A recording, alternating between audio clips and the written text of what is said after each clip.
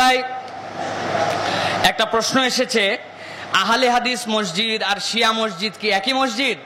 আমরা যারা সুন্নি অনুসারী তারা কি আহলে হাদিস মসজিদ ও শিয়া মসজিদে নামাজ পড়তে পারবো কিনা?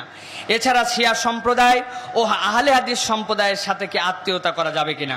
প্রিয় ভাইয়েরা, একটা জিনিস বুঝতে হবে, আহলে হাদিস আর শিয়া সম্পূর্ণ ভিন্ন জিনিস। আহলে হাদিস যারা বলেন আলহামদুলিল্লাহ তারা নিজেদেরকে একটা দল ভাবতেছেন, কিন্তু আমরা যারা আহলে সুন্নাত ওয়াল জামাত তাদেরকে আমরা ইমানদার, মুসলমান, মুমিন, আমাদের ভাই মনে করি, আলাদা কোনো কিছু মনে করি না, তারা যাই মনে করেন। কিন্তু শিয়া ভিন্ন জিনিস। শিয়ারা বিশ্বাস করে রাসূলের প্রতি ওহী আসার কথা ভুল করে আসছে, এটা আলীর প্রতি আসা উচিত ছিল। নাউজুবিল্লাহ বলেন। ওরা বিশ্বাস করে যে তাদের 8টা ইমান আছে, কোরআন 30 পারা না 60 পারা, ইমামদের রুহে রুহে বাকি 30 পারা, আর বাকি 30 পারা ওইটা ইমামরা জানে। আমরা কি এই মত বিশ্বাস করি? সুতরাং শিয়াদের পিছনে আমাদের নামাজ হবে না, শিয়াদের মসজিদে আমাদের নামাজ হবে না। শিয়াদের 8টা ফিরকার মধ্যে একটা ফিরকাকে কেবল মুমিন অনেকে বলেছেন, বাকি শিয়াদের ইমানই নাই, এইটা আমাদের বিশ্বাস। সুতরাং শিয়াদের সাথে আমাদের কোনো আত্মীয়তা নাই, তাদের মসজিদে নামাজ কালাম নাই। কিন্তু আহলে হাদিস কিন্তু এইটা না। আহলে হাদিস যারা, তারা আহলে হানিফ, আহলে হাদিস। সুতরাং তারা আমাদের ভাই, তাদের মসজিদে নামাজ পড়া যাবে, তাদের সাথে মিশা যাবে, আত্মীয়তা করা যাবে, সব করা যাবে। সুতরাং এই বিদ্বেষ মনের মধ্যে রাখবেন না, এরা বোধহয় আহলে হাদিস, এরা খুব খারাপ, এটা খবরদার মনে করবেন না।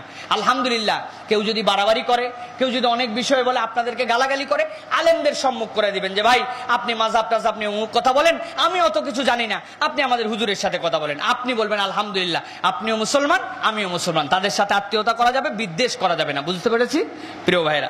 2 নম্বর একটা প্রশ্ন এসেছে, কোন কোন মসজিদে লক্ষ্য করেছি নামাজে দাঁড়িয়ে যখন মুয়াজ্জিন ইকামত দেন আর তখন ইমাম বসে থাকেন, হাইয়া আলাস সালাহ না বলা পর্যন্ত ইমাম বসা থেকে উঠেন না, হাইয়া আলাস সালাহ বলা শেষ আর তখন ইমাম সাহেব উঠে পড়েন, এটা কেন? ইকামত মানেই তো নামাজে দাঁড়ানো, তাহলে ইমাম সাহেবের জন্য কি নিয়ম ভিন্ন? প্রিয় ভাইয়েরা, এখানেও একটা বিষয় রয়েছে, সুন্নত বুঝার বিষয়। নবী করিম সাল্লাল্লাহু আলাইহি ওয়াসাল্লাম যখন ইকামত দিতেন, নবী করিম সাল্লাল্লাহু আলাইহি ওয়াসাল্লাম পশ্চিম দিক বা কিবলার দিক হয়েও বসতেন না। নবী করিম সাল্লাল্লাহু আলাইহি ওয়াসাল্লামের সুন্নাত ছিল মুসল্লির দিক দিয়ে ঘুরে দাঁড়াতেন, দাঁড়ায় কাতার সোজা করতেন, ফাঁকা জায়গা বন্ধ করো, এইটা সোজা করো।